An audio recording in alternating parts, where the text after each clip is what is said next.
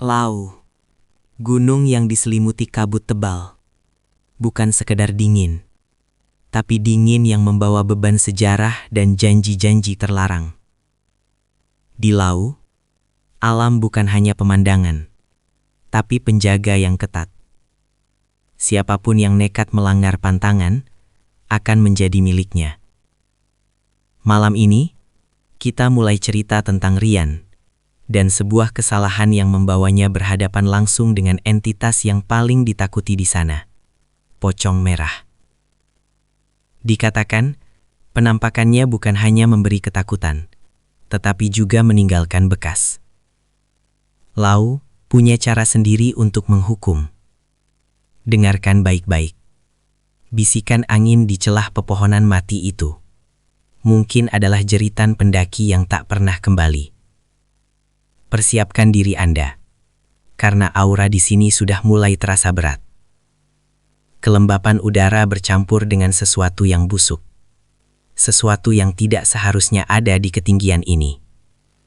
Kita memasuki wilayah terlarang, di mana mata harus awas, dan mulut harus terkunci rapat. Rian dan kedua temannya, Bimo dan Jati, memulai pendakian melalui jalur Cemoro Kandang. Semangat mereka tinggi, mungkin terlalu tinggi. Mereka mengabaikan wejangan juru kunci di pos bawah yang meminta mereka tidak membawa benda atau pakaian berwarna merah menyala dan selalu menjaga sopan santun. Mereka tidak suka warna yang menantang. Tapi Rian, dengan sifatnya yang sedikit meremehkan, mengenakan syal merah tua yang mencolok, berpikir itu hanya tahayul kuno. Sepanjang jalan, udara sudah terasa berbeda. Pohon-pohon menjulang tinggi, seolah mengawasi. Langkah kaki terasa lebih berat dari biasanya, seolah ada daya tarik tak terlihat yang menahan. Bahkan suara tawa mereka, yang awalnya riuh, perlahan meredup menjadi bisikan. Mereka tahu secara naluriah bahwa mereka telah melanggar batas, dan Lau sudah mencatat setiap detail, setiap pelanggaran kecil yang dilakukan Rian. Mereka mencapai daerah yang dikenal sebagai hutan mati. Nama itu bukan tanpa alasan. Pepohonan di sini tampak meranggas, tanpa daun, hanya ranting-ranting hitam yang menyerupai jari-jari kurus yang mencakar langit yang kelabu. Energi di sini langsung anjlok, keheningan yang menekan, hanya diselingi suara angin yang mendesis seperti ular. Jati, yang paling sensitif, mulai merasa tidak nyaman. Ia terus-menerus menoleh ke belakang, mengatakan ia merasa ada yang mengikuti langkah mereka, menempel sangat dekat. Tetapi ketika ia menoleh, tidak ada apa-apa selain kegelapan. Udara yang harusnya dingin pegunungan terasa memiliki hawa panas yang aneh, seperti bau darah kering. Rian mulai merasakan sakit kepala yang intens, seolah ada yang mencoba membisikkan sesuatu langsung ke otaknya. Pesan-pesan yang tidak ia mengerti, namun penuh ancaman. Syal merah di lehernya terasa panas, hampir membakar kulitnya. Tepat pukul 10 malam, anomali pertama terjadi. Mereka berhenti sejenak untuk memeriksa jalur. Tiba-tiba, senter Jati mati total, dan kompas digital Bimo mulai berputar tanpa arah. Layarnya menampilkan gliserasi angka-angka yang kacau. Mereka panik, tapi Rian mencoba menenangkan. Dia mengeluarkan ponselnya untuk mencari sinyal, tetapi ponsel itu hanya mengeluarkan suara kresek yang keras, bukan suara notifikasi, tapi seperti suara gesekan kain kasar yang ditarik di lantai batu. Suara itu begitu dekat, seolah perangkat itu menangkap frekuensi yang seharusnya tidak didengar manusia. Ketiga pemuda itu saling pandang, rasa takut mulai menggantikan kelelahan. Mereka bergegas mempercepat langkah, namun suara kresek itu mengikuti tempo langkah mereka, terdengar dari setiap sudut hutan. Rian yakin, bukan baterai yang habis, bukan sinyal yang hilang. Ini adalah peringatan, sebuah ucapan selamat datang yang diberikan oleh penghuni tak kasat mata Lau. Akhirnya mereka memutuskan mendirikan tenda darurat di area terbuka dekat pos 3, berharap cahaya api unggun sedikit mengusir hawa jahat. Tapi Lau tidak membiarkan mereka tenang. Bau yang sebelumnya hanya samar, kini menjadi sangat menusuk. Campuran bau anyir yang kuat seperti darah segar dan bau kemenyan tua yang menyengat. Bau itu seperti karpet merah yang dihamparkan untuk menyambut sesuatu yang berbahaya. Mereka berusaha menyalakan api, Tetapi angin tiba-tiba menjadi sangat kencang, memadamkan korek api berulang kali. Saat Bimo berhasil menyalakan api kecil, mereka melihat sekeliling. Lingkaran cahaya api itu terasa sangat kecil, dikelilingi oleh kegelapan yang terasa hidup. Seolah dinding hitam tebal yang bergerak perlahan mendekat. Mereka berdiam diri di dalam tenda, berusaha tidur. Namun setiap detik yang berlalu terasa seperti 1 jam. Mereka mendengar suara langkah kaki tanpa irama di luar, bukan langkah manusia, melainkan langkah yang menyeret, lambat, dan menyiksa, mengelilingi tenda mereka. Semakin dekat, semakin dekat. Rian tidak bisa menahan rasa penasarannya, atau mungkin ia didorong oleh kekuatan lain. Sekitar pukul 2 dini hari, saat kedua temannya tertidur karena kelelahan, Rian memutuskan untuk mengintip. Ia membuka resleting tenda sedikit, hanya sebatas celah tipis. Pandangannya menembus kegelapan, mencari sumber bau dan suara seretan itu. Jantungnya berdebar kencang, memukul rusuknya dengan irama yang tak beraturan. Dan kemudian, di jarak sekitar 50 meter, di balik formasi batu besar yang diselimuti kabut tipis, ia melihatnya. Bukan siluet, bukan bayangan samar. Itu adalah cahaya. Cahaya merah yang redup namun intens, berdenyut pelan. Bentuknya lonjong, mengambang setinggi kepala manusia. Cahaya merah darah itu terasa hangat di mata, kontras dengan kegelapan lau yang hitam pekat. Rian menahan napas. Ia tahu, intuisi pendakinya berteriak bahwa ini bukanlah api atau senter. Ini adalah manifestasi dari peringatan yang ia abaikan. Ini adalah pocong merah, dan ia sedang menatap lurus ke arah tenda mereka. Rian merasakan hawa dingin yang luar biasa, dingin yang berasal dari dalam jiwanya. Ketakutan Rian bercampur dengan rasa tak terelakkan. Ia tahu ia harus lari, membangunkan temannya. Tapi kakinya terpaku. Ada kekuatan tak terlihat yang menariknya keluar dari tenda, menariknya ke arah cahaya merah itu. Rian merangkak keluar, meninggalkan Bimo dan Jati yang masih terlelap. Dingin lawu menghantam kulitnya, tapi tubuhnya terasa mati rasa. Ia berjalan perlahan, langkah demi langkah, menuju batu besar itu.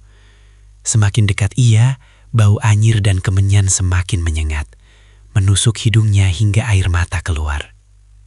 Rian mulai merasakan pusing, seolah ia sedang berjalan di bawah air.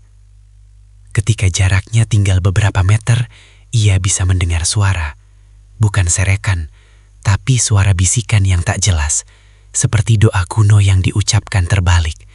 Namun nada bicaranya sangat sedih dan dipenuhi amarah. Bisikan itu memanggil namanya, menyebut nama lengkapnya, seolah sudah mengenalnya sejak lama. Rian. Kau telah membawa warna yang salah. Tiba-tiba, pocong merah itu muncul sepenuhnya dari balik batu. Ini bukan pocong putih biasa. Kain kafannya berwarna merah gelap, seperti kain yang direndam dalam darah kering dan dibungkus ketat oleh tali-tali usang yang juga berwarna merah tua. Ia tidak melompat.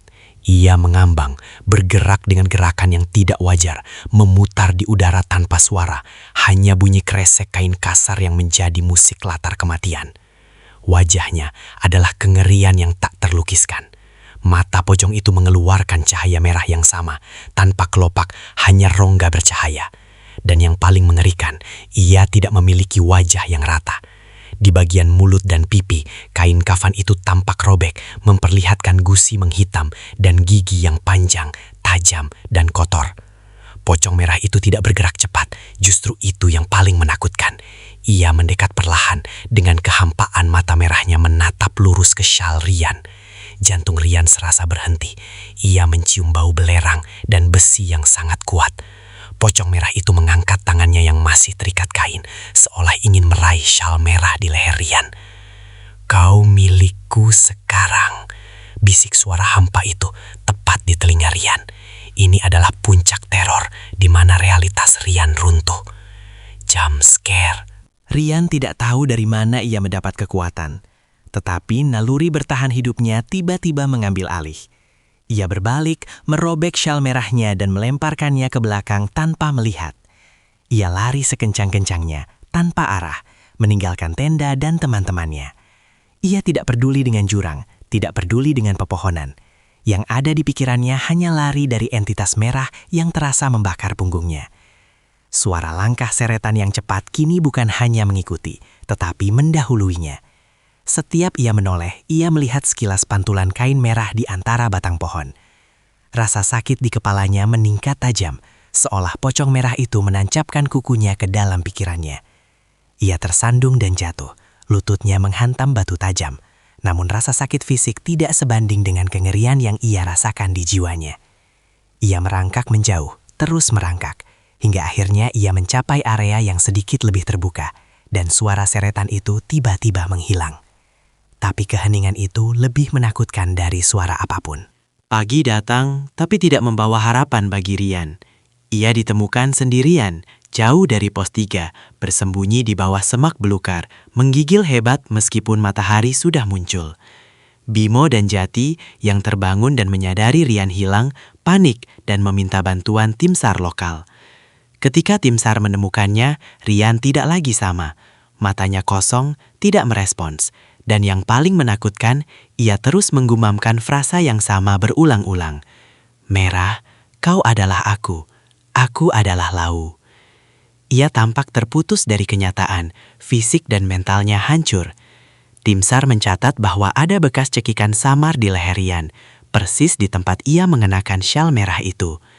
Meskipun ia diselamatkan dari gunung, ia tidak diselamatkan dari kutukan Lau. Pocong merah telah menandainya, menjadikan jiwanya sebagai bagian dari entitas penjaga gunung tersebut. Ia membawa pulang bukan kenangan pendakian, melainkan residu teror yang abadi. Beberapa minggu setelah evakuasi, kondisi Rian tidak membaik.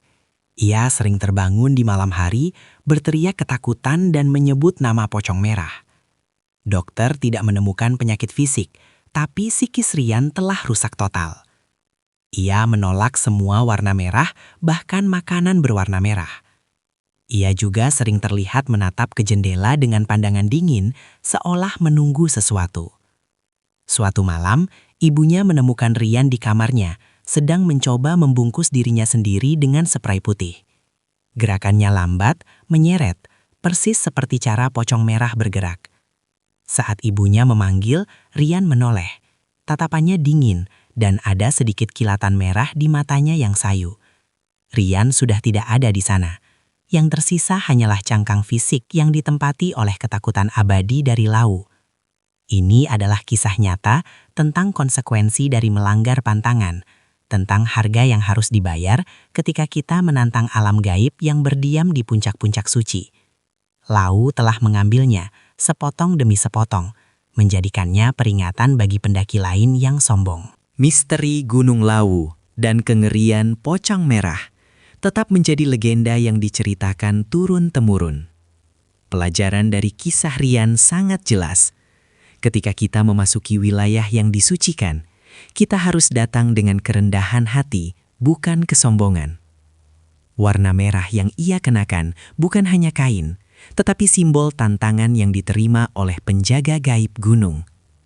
Pocong merah bukanlah hantu biasa, ia adalah manifestasi dari kutukan, penanda bahwa Lau telah mengklaim korban jiwa. Jika suatu hari Anda memutuskan untuk mendaki Lau, ingatlah kisah ini. Hormati aturan, jangan mencari masalah. Karena jika mereka memutuskan untuk menyambut Anda, sambutan itu mungkin akan menjadi pengalaman terakhir yang Anda rasakan. Lau selalu menunggu dengan kabut tebal dan warna merah darahnya. Jangan lupa like dan subscribe untuk update seru lainnya. Sampai jumpa di kisah mencekam berikutnya.